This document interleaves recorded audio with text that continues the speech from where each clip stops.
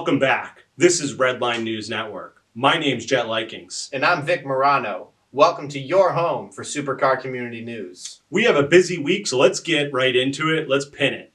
We have 316 mile per hour SSC Tuatara. We have the world's only rear-wheel drive EVO Aperta. And guess what? Someone's calling out names. So again, let's shift into first and get started.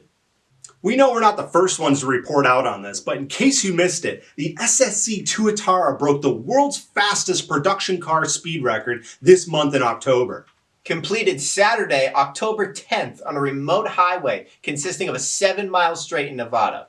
Driven by Oliver Webb, crushing the final average speed of 316 miles an hour in both directions and a staggering 331 miles an hour in one direction. Jett, I mean, this is crazy. I mean, it is, Vic. I mean, the last time the USA held this speed record was back in 2007 when the SSC completed it the first time around. Before that, the USA has really never held the world's fastest production car speed record, unless you count 1965 when the AC Cobra broke it. However, you know, that was an American-made motor in a UK car. I really don't classify that as a USA production car. But this, we now own the throne. Great job, SSC. Here's a win for the United States, a win for America. Good job, SSC. Like Corrupt once said, we're calling out names. Actually, it's not Redline News Network. It's Emelia Hartford. We learned via her Instagram right here that she's calling someone out. Check it out. Next episode, I'm calling someone out.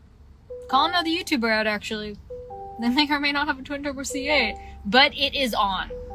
As you can see, she's calling out another YouTuber to a race, and she says they may or may not have a C8 Corvette. Well, we find out the next day that it's actually TJ Hunt. Now, TJ Hunt has had his Corvette with a twin turbo installed for a couple days now. However, it's still in the test and tune stage from Sheepy Race. However, later that day, we see Alex under the trunk of that C8 Corvette, putting the finishing touches onto it. And I think we're going to get a pretty good race coming up. I cannot wait to see the content. We have 2 YouTubers, 2 Corvette C8s, 4 turbos, and there's only going to be one winner. Let's just see what happens. But first, let's rewind a little bit earlier in that week, back to the 15th of October. We see Emelia surprising Sandy with a brand new car. Now, Sandy is always her right-hand man, always there to help her out with any of her swaps or crazy builds that she does. And Sandy is just a straight-up guy, really straight-faced guy, but Emelia surprises him with a brand new car, and it was kind of a tear-jerker episode. Go check it out when you get a chance. Moving on to the 19th of October, we learn that she is going to swap a K24 into her Prius, and she's going to mate it up with a 6-speed Civic Si transmission. This is going to be crazy. And if you missed the Easter egg, when they're at JDM California picking out the motor, they see a 2JZ sitting on the floor, and Emelia says that this may be in the future with a zoom out effect. I still think that Emelia will be getting an FD-RX-7 one of these days, and maybe the 2JZ will be an engine of choice and not an LS like I originally thought. So good stuff from Emelia. I cannot wait to see the drag race between her and TJ Hunt coming up soon. Shifting over to StradMan, October 19th via YouTube, James is stepping away from his typical supercar videos, and we finally get to see some off-roading, some Raptor content. Him and Burlacker hit up the Colorado mountains. They go off-roading. They get some sweet aerial drone footage. Later on in that video, his Lamborghini Aventador gets picked up and is heading to Lamborghini Las Vegas. He thinks it needs a clutch or a throwout bearing. Something just doesn't feel right. He also needs cooling fans. As you guys know, a few months earlier, his Lamborghini broke down. It overheated. The fans weren't working. And continuing on with bad news, he finds out that during his annual Bugatti service that his front passenger brake pad is actually cracked. That's going to set him back $8,000. And if that's not bad enough, there are no replacement parts in North America. And if that's not bad enough, they're on back order. So due to COVID and everything, we have no idea when we're going to see some Bugatti content. To dial back the negativity, there's a JDM car coming soon. What do you guys think it's going to be? RX-7, NSX, GTR? Drop us a comment on what you think. Like the title said, Charger Wars are back, but then the EVO Aperta is here. We're going to get through both of those right now with DDE Daily Driven Exotics. We start off the week with the 720 GTR getting pulled over up in Canada, and now this cop was really looking for something to give Damon a ticket for, and at the end of the day, he gets a ticket for $109. To what it was, you're going to have to go check it out to see for yourself. Now, Charger Wars, turbochargers or superchargers? This has been the battle for the past couple weeks on YouTube. Which is the better option? Which is the faster option? And this week we see DDE now getting involved, and most likely that's because of the Charger getting put on the EVO Aperta. But Damon really speaks his mind. Check out this video. All right, internet, let's get something clear. Don't be stupid. I've seen people comparing superchargers to twin turbos. Don't do that. Don't do that. They're two different platforms designed for two different purposes, and they are very... As you can see from that video, the Charger Wars continue. Damon is now getting involved, and you can see from the video, he is saying that you can't compare a turbocharger to a supercharger, and we at Redline agree with this, but the great debate continues. Interesting enough, though, he really backs up VF in these videos, which is interesting because Sheepy installed the twin turbos on the Tire Slayer. And then Damon even states how, people like UGR have the fastest cars on the road. To me, it's kind of shots fired at Sheepy. And it's also interesting how Damon is getting involved in this.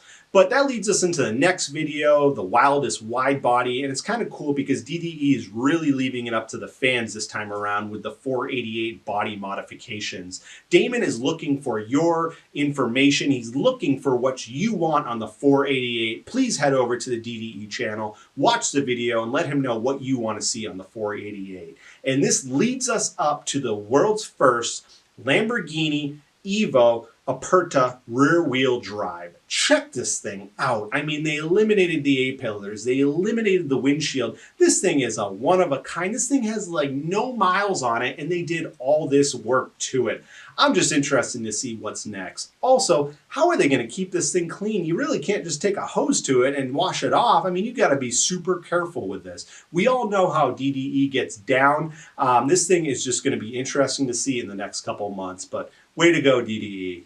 Let's pin it to win it and take it over to Royalty Exotics. Now, I love what they're doing with this channel. They've really turned it into a repo style channel, and I really tune in and have that subscribe bell checked off because I want to check out every one of these videos that comes out. But if you check out this week's episode, they catch someone actually stealing one of their slingshots. They somewhat chase this thing around while on 911 Live. We all get to hear it because it's on speakerphone. Check it out when you get a chance. And then we see that Royalty is actually moving over to SoCal. They're going to be moving into the Huntington Beach area and opening up their first dealership outside of Las Vegas, Nevada. More to come from Royalty. Let's hit the nitrous and redline over to Street Speed 717. Saturday, October 17th via YouTube, Mike takes delivery of his new 2021 Silverado High Country. This is going to be the new workhorse of his channel.